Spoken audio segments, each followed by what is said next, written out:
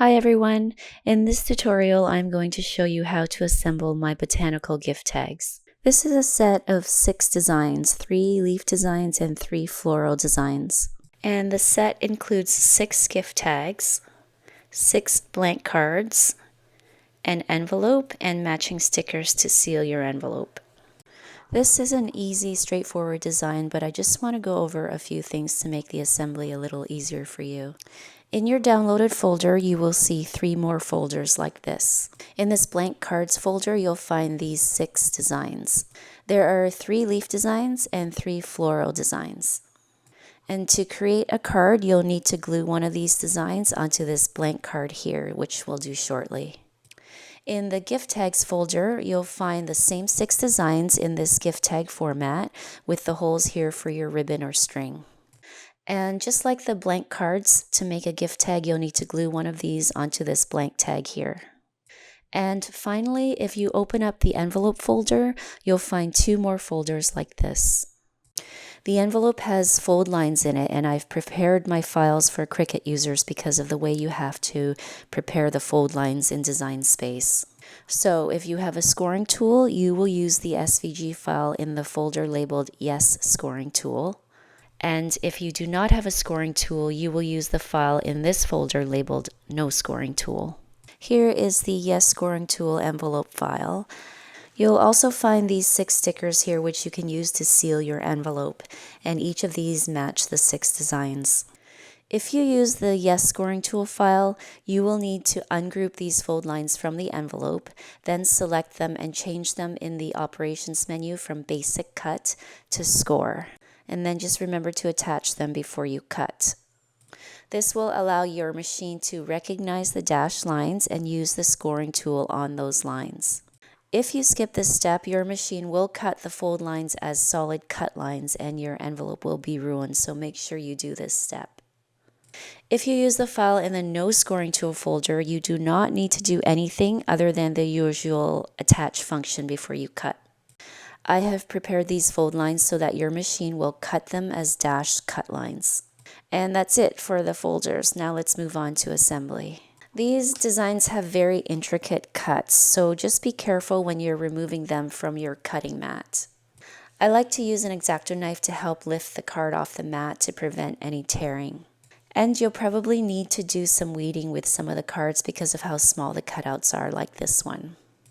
One thing I wanted to show you, keep an eye on your machine because sometimes one of these tiny pieces will lift up and get caught under your blade, and you'll get this issue where the blade is not able to cut all the way through. If you see a piece caught under your blade, just use your X-Acto knife to carefully knock it off the blade so this doesn't happen. Okay, now let's assemble a gift tag.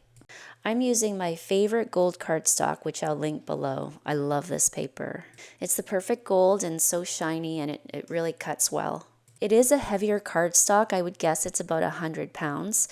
But before you use the setting on your Design Space for 100-pound cardstock, I would just check to make sure that it's not doing a double cut.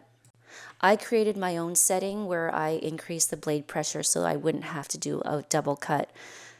The reason I don't like to do the double cut is because it will tend to lift up those small little pieces more, and that'll give you the issue that I showed you earlier.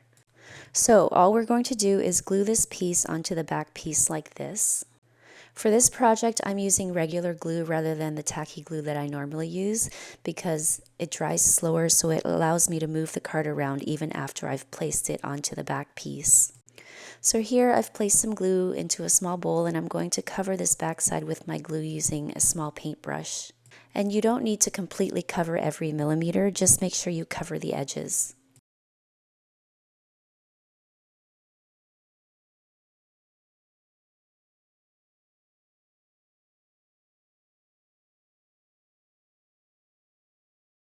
Then flip it over and attach it to the back piece. And if you find the alignment is a little off, you can just maneuver it.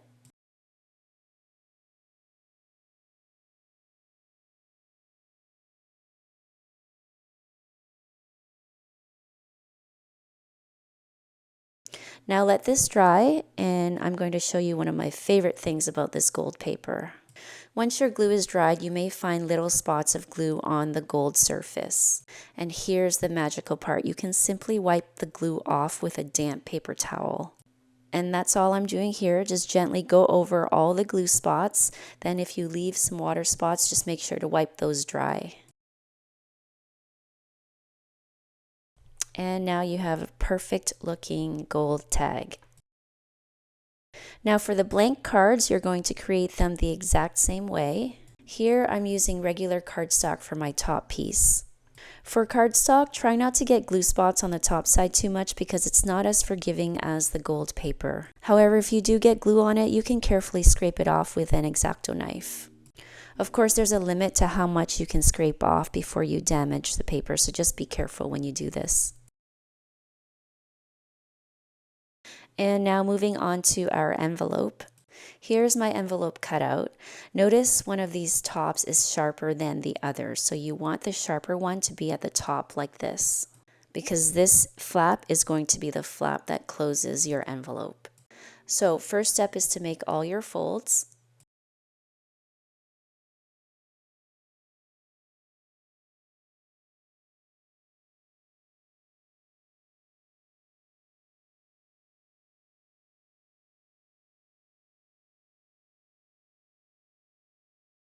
Then we're going to glue the bottom flap to the two side flaps. So have a quick look to see where they overlap, then place your glue in that space.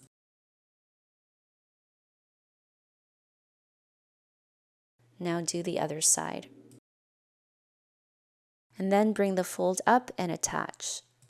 Now let it dry and you can place a weight on it so those flaps don't come apart. And once it dries, you can place a blank card inside.